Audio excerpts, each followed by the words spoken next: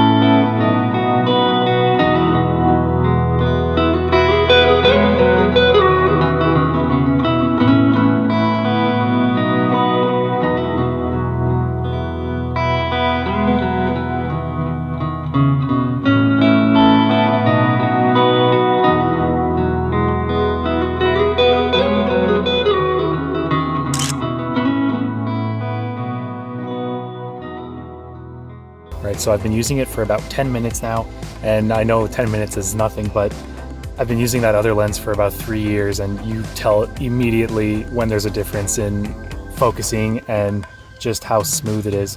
And it is zippy. It just locks onto what you want it to lock onto, and it stays locked on.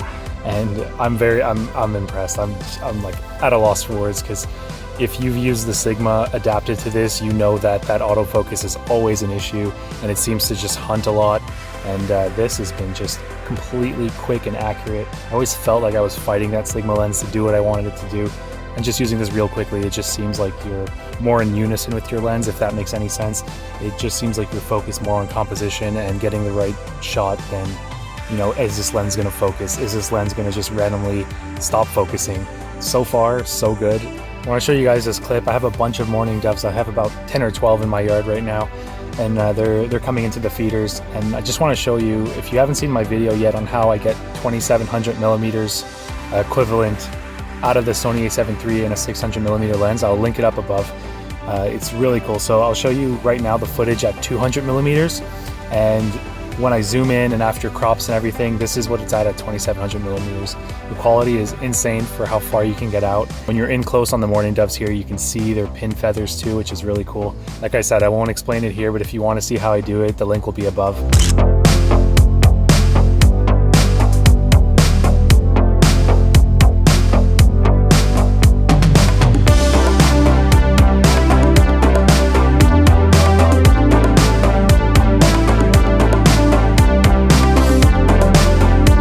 Starting to get dark out, and you know, I've used this lens for a few hours now.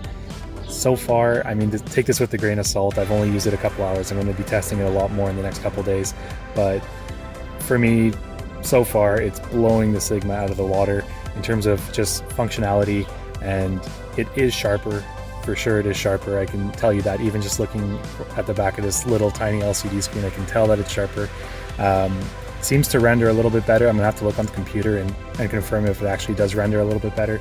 But in terms of just usability and, you know, it just works. It just knows what it's doing. It knows how to focus. It doesn't lose focus.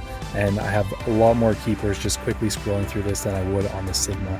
So it's exciting to finally have a lens on the Sony that reaches out to 600mm. I'm trying to think of reasons that I would choose the Sigma 150-600 over this, and the only thing that I can think of right now is price. This lens is double the price of the Sigma 150-600, but the issue is you have to adapt that lens. Thinking about it for now, I mean, there's no reason I would recommend the other one unless you're on a budget.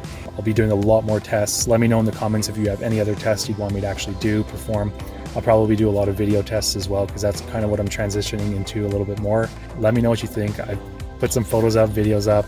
Let me know in the comments what you want to see, if you enjoyed the photos and videos, and see you in the next one. Happy birding.